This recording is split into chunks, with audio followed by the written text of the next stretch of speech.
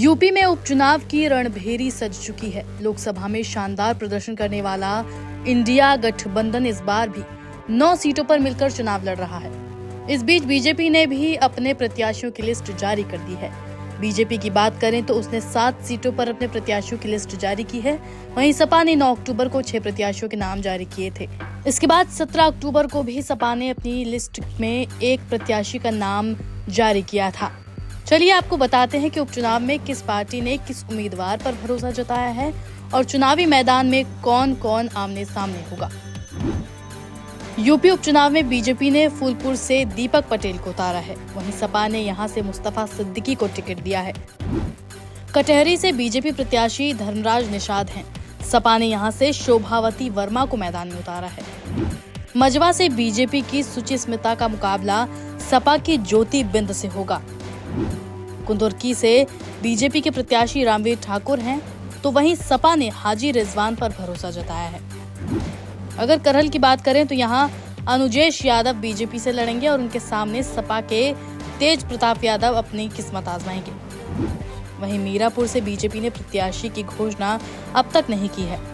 हालांकि सपा से यहां सुंबल राणा को टिकट दिया गया है। जानकारी के मुताबिक प्रदेश लोकल इकाई की ओर से उपचुनाव में होने वाली हर एक सीटों के लिए 3-3 नामों का पैनल बीजेपी हाईकमान को भेजा गया था। इसके बाद केंद्रीय नेतृत्व ने फैसला लिया और सूची फाइनल करके जारी कर दी। बता दें कि अखिलेश यादव ने कांग्रेस के 7 सीट बंटवारे को लेकर भी ट्वीट किया है। उन्होंने बताया कि दोनों पार्टियां इंडिया गठबंधन के तहत मिलकर चुनाव लड़ेंगे। कांग्रेस प्रत्याशी समाजवादी पार्टी के सिंबल पर ही चुनावी मैदान में उतरने वाले हैं।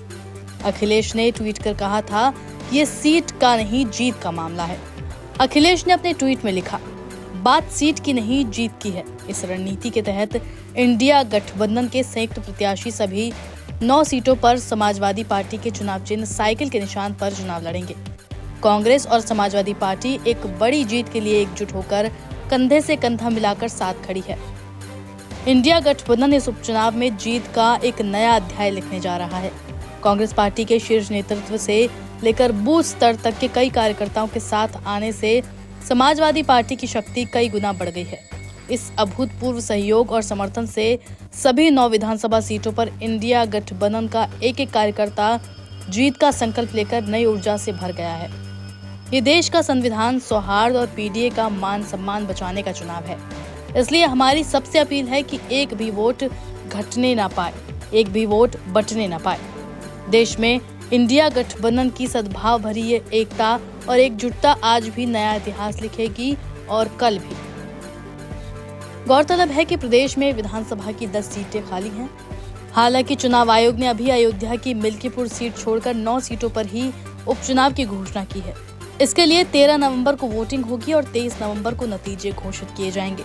यूपी की जिन 9 सीटों पर उपचुनाव होना है, उनमें से अभी 4 सीटों पर समाजवादी पार्टी, 3 सीटों पर बीजेपी और एक सीट पर रालोद और निषाद पार्टी का कब्जा है।